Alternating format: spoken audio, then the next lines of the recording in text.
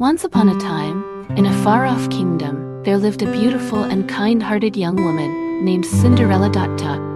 She was the daughter of a wealthy merchant who had married a widow with 2 daughters of her own. After Cinderella's father passed away, her stepmother and stepsisters treated her poorly, making her do all the household chores and never giving her a moment's peace. Despite her hardships, Cinderella remained a sweet and gentle soul, loved by all the animals in the kingdom. She spent most of her days sweeping, dusting, and scrubbing, but in her free time, she would often escape to the garden, where she would talk to the birds, mice, and other creatures who lived there. One day, as Cinderella was sitting by the window, staring out at the beautiful flowers and trees, she sighed deeply and said, "Oh, how I wish I could attend the royal ball that the prince is hosting tonight." Her stepsisters, Drizella and Anastasia, overheard her and laughed. "You? Attend the royal ball? You'll never be invited to such a grand event." But Cinderella didn't let their cruel words discourage her. She continued to dream of attending the ball, and as she worked, she would often gaze out the window at the beauty of nature. She marveled at the way the sunlight filtered through the leaves, casting dappled shadows on the ground. She watched as the birds flitted from branch to branch, singing sweet melodies, and she felt a deep connection to the natural world, which brought her peace and comfort. As the day of the royal ball approached, Cinderella's stepsisters were abuzz with excitement. They spent hours trying on gowns, practicing their curtsies, and rehearsing their courtly manners. Cinderella, on the other hand, was tasked with helping them prepare, making sure their dresses were perfectly pressed and their hair was styled just so. But as she worked, Cinderella's fairy godmother appeared to her in a burst of sparkling fairy dust. "Cinderella, my dear, I've come to help you attend the royal ball," she said, waving her wand.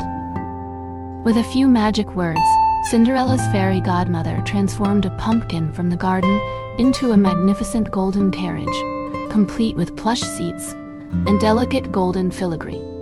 She then turned a group of mice into horses and a rat into a coachman, and Cinderella was amazed. "Oh, fairy godmother, it's all so magical," she exclaimed. But her fairy godmother just smiled and said, "Remember, Cinderella, the true magic is in the beauty of nature.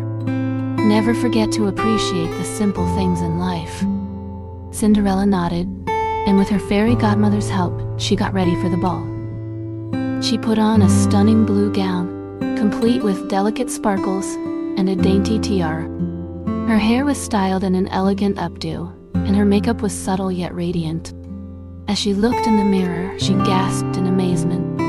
"I feel like a real princess," she exclaimed. At the ball, Cinderella danced with the prince, and they fell deeply in love. But when the clock struck midnight, Cinderella had to leave abruptly, leaving behind one of her glass slippers. The prince searched far and wide for the girl whose foot fit the slipper, and eventually he found Cinderella. As they got married in a grand ceremony, Cinderella never forgot the lessons she had learned from her fairy godmother. She always made time to appreciate the beauty of nature, whether it was a sunset over the kingdom, a walk in the forest, or a quiet moment in the garden.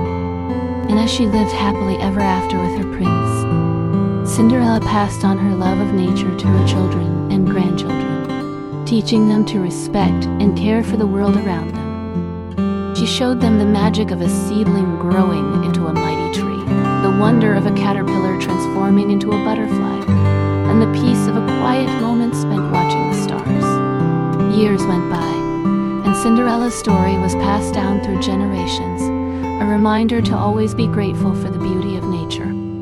And as people heard her tale, they too began to appreciate the simple things in life: a beautiful sunset, a walk in the park, or a quiet moment spent watching the world go by. For in the end, Cinderella's story taught us that true happiness comes not from material possessions or grand events, but from the beauty and wonder of the world around us.